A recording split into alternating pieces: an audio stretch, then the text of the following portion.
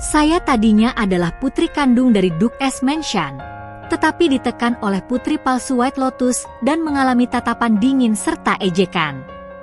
Setelah menikah, suamiku membenciku, ibu mertuaku mempersulit hidupku, dan perasaanku yang sebenarnya diinjak-injak. Jika aku bisa mengulang hidupku, aku pasti akan melepaskan diri dari belenggu itu dan membuat orang-orang yang mengkhianatiku membayar harganya. Pada akhir Maret tahun ke-46 Ganki, angin malam membawa aroma samar.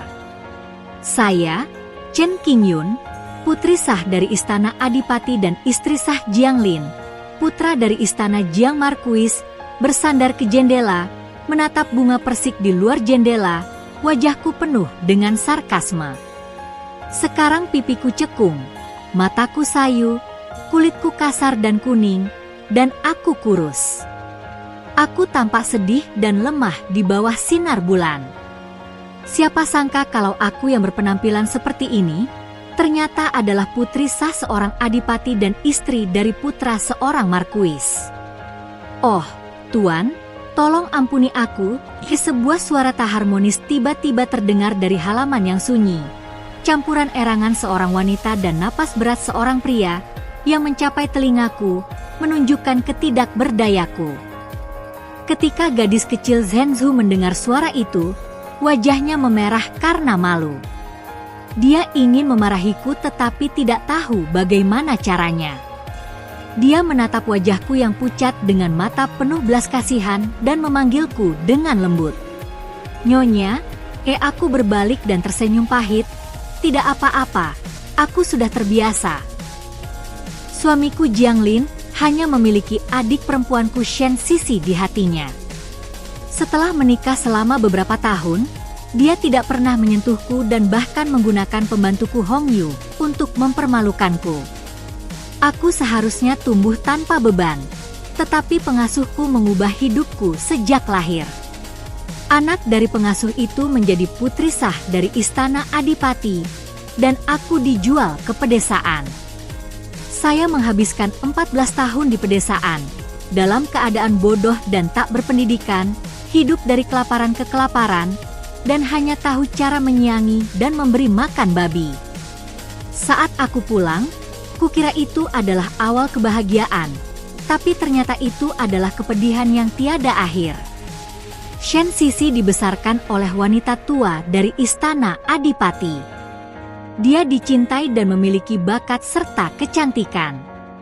Bahkan jika aku kembali, dia akan tetap menjadi putri tertua dari istana Adipati. Tetapi aku bersikap kasar, pengecut, buta huruf dan bahkan lebih buruk daripada pembantu-pembantu di rumah besar itu. Kecuali ibuku, semua orang memandang rendah padaku. Saya merasa rendah diri dan pengecut, yang berujung pada rasa kesal, cemburu, dan kebencian. Putri sah dari istana Adipati dan putra tertua dari istana Marquis telah bertunangan sejak kecil. Setelah aku kembali, akulah yang akan bertunangan. Meskipun Jianglin tidak bersedia, dia setuju menikah denganku karena suatu alasan. Saya dipenuhi dengan kegembiraan dan bekerja keras untuk belajar musik, catur, kaligrafi, dan melukis dengan harapan dia akan menyukai saya.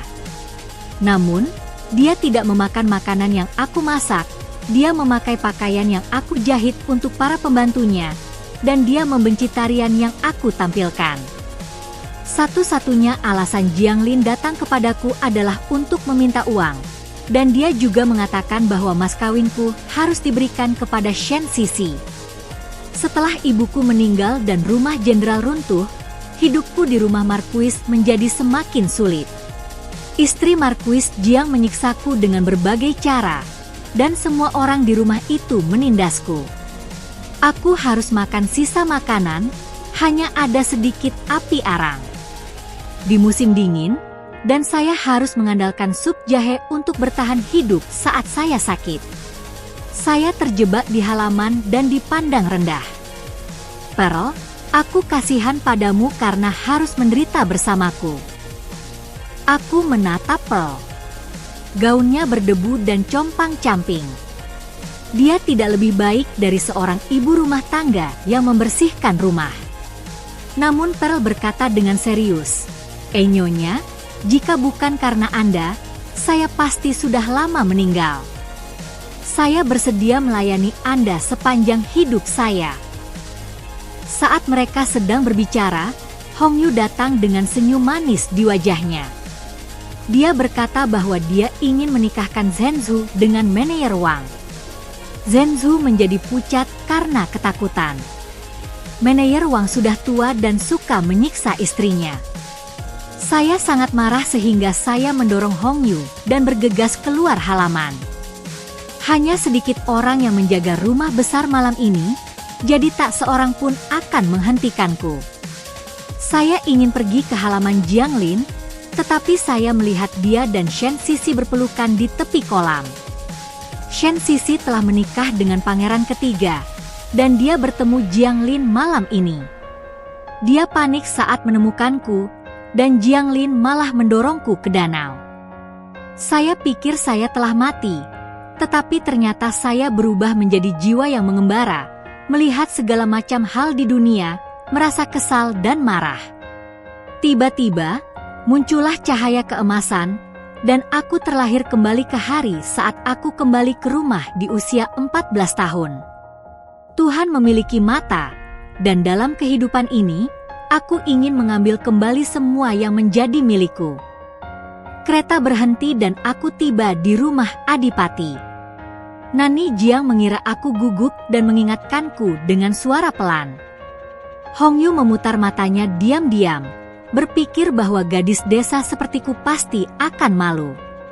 Di kehidupanku sebelumnya, aku memang dikejutkan oleh aura Dukes Menshah dan mempermalukan diriku sendiri. Namun dalam kehidupan ini, saya mengangguk dengan tenang dan turun dari mobil. Begitu aku turun dari kereta, aku melihat kerumunan orang berdiri di gerbang. Seorang wanita berpakaian indah menatapku dengan tidak sabar. Dia memiliki ciri-ciri yang mirip denganku. Dia adalah ibuku, Han. Sebelum aku sempat berkata apa-apa, dia memelukku. Kehangatan dan keakraban pelukannya menyelimutiku, dan mataku pun memerah. Han memegang tanganku dan melihat kapalan di tanganku, dia menangis terseduh-seduh karena sakit hati. Dia memperkenalkan ayahku Shen Zifeng kepadaku. Aku tidak senang di dalam hatiku, tetapi aku berpura-pura sopan di permukaan. Nani Jiang memujiku karena layak menjadi garis keturunan dari Dukes Menshah, tetapi dia tidak tahu bahwa aku telah terlahir kembali. Saat itu, saya mendengar suara isak tangis pelan. Itu Shen Sisi. Dia mengenakan pakaian yang indah, sangat kontras dengan penampilan saya yang lusuh. Aku yang bicara duluan, ini adikmu, bajunya bagus sekali, aku iri sekali. Orang-orang berkata, anak perempuan palsu hidup dalam kemewahan, sedangkan anak perempuan asli menderita kesusahan. Wajah Shen Sisi pucat pasi. Shen Zifeng merasa tertekan dan memarahi para pelayan agar tidak memberitahu siapapun, dengan mengatakan bahwa Shen Sisi masih putri tertua.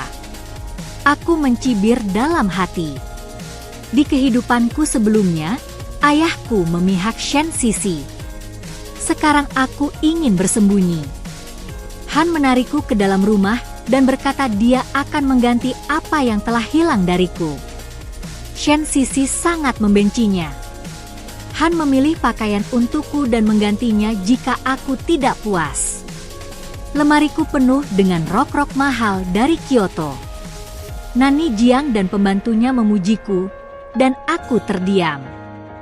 Han memutuskan pakaianku, memakai riasan tipis, dan mengikat rambutku. Saya keluar dari ruang dalam dan mata semua orang berbinar. Han mengajakku menemui wanita tua itu.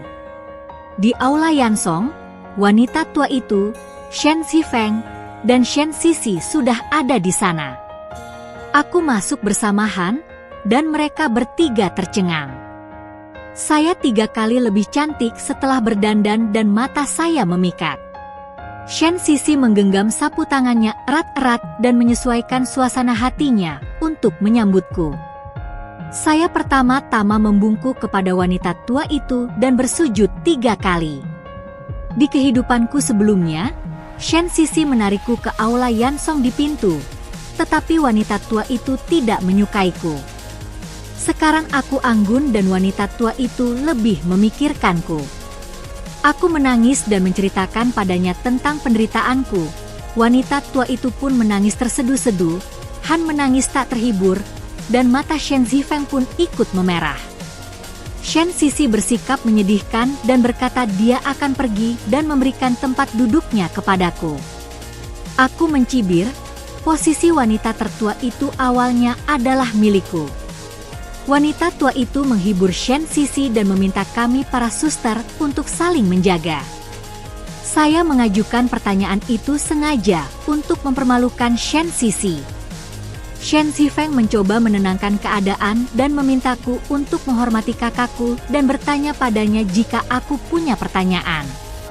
Saya memanfaatkan kesempatan itu untuk bertanya kepada para pembantu dan wanita tua. Shen Sisi merasa malu, tetapi Han tidak menyalahkannya. Wanita tua itu mengajakku makan malam. Selama makan, Han mengambilkan makanan untukku dan terdiam. Keesokan harinya, saya berpakaian dan pergi sarapan bersama ibu saya, kemudian pergi ke Balai Yansong untuk memberi penghormatan. Shen Sisi sudah mengobrol dan tertawa di samping wanita tua itu, dan ketika dia melihat saya tidak berdiri, wanita tua itu mengangguk dan tertarik pada Shen Sisi lagi. Han mengerutkan kening dan aku tersenyum tanpa berkata apa-apa. Sang mak comblang datang bersama pembantunya, dan wanita tua itu meminta Shen Sisi untuk memilih terlebih dahulu. Shen Sisi berpura-pura membiarkan saya memilih terlebih dahulu, dan saya tidak menolak, dan bahkan memintanya untuk membantu saya memilih.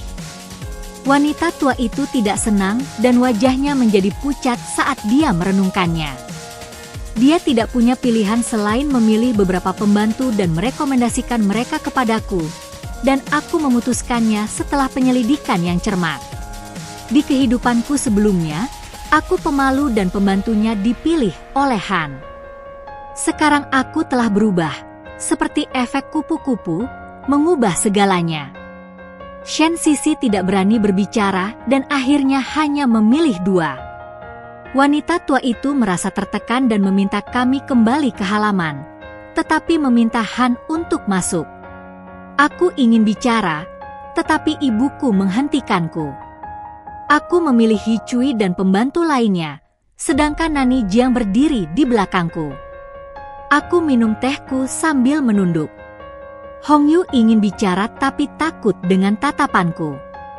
Aku peringatkan pembantu itu agar setia dan dia akan diberi penghargaan jika dia melakukannya dengan baik.